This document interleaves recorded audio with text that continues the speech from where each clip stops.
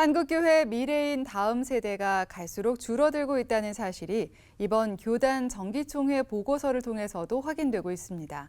예장통합총회가 집계한 교세 통계를 보면 다음 세대 전반에 걸쳐 감소 현상이 나타났습니다. 특히 중고등부의 경우 절대 깨지지 않을 것으로 여겨지던 10만 명 벽이 무너졌습니다. 이승규 기자의 보도입니다. 한국교회가 다음 세대 부흥에 대한 대책과 대안 마련을 강조하고 있지만 여전히 교세는 감소하고 있는 것으로 나타났습니다.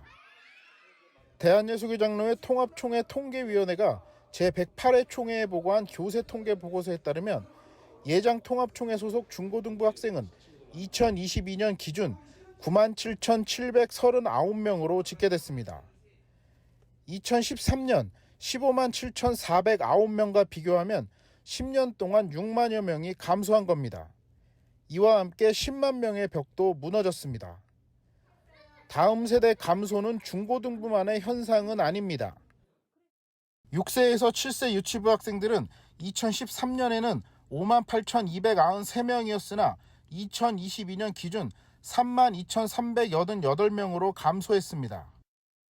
12세에서 13세 소년부의 경우 6만 8,175명이었던 2013년에 비해 2022년에는 4만 2,307명으로 줄었습니다. 심각한 저출산 문제를 고려하면 다음 세대 부흥을 위해 한국교회 전체가 힘을 모아야 한다는 지적이 나옵니다. 한편 총회 장소 선정 문제로 인한 갈등은 정기총회 현장으로 이어졌습니다.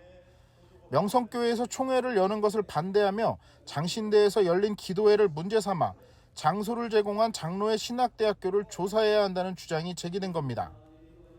한 총대는 기도회를 주도한 7개 교회 목회자와 장신대 김운용 총장 등을 조사해야 한다며 조사위원회를 꾸려달라고 주장했습니다.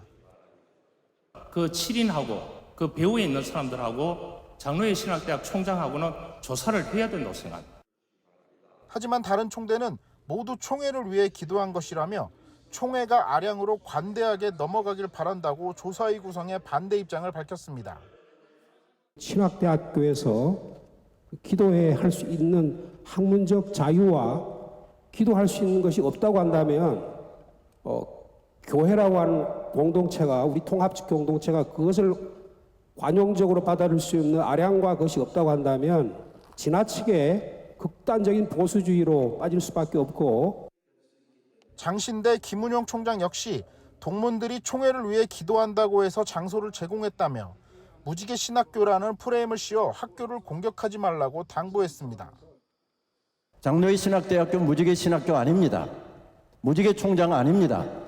분명하게 어떤 프레임을 씌워서 학교를 공격하지 마시고 젊은이들이 이런 우리가 총회하고 있는 모습을 보면서 지켜보고 있고 절망하고 있다라고 하는 사실에 대해서도 총대님들이 염두를 두실 수 있으면 좋겠습니다. 논란은 오래가지 않았습니다.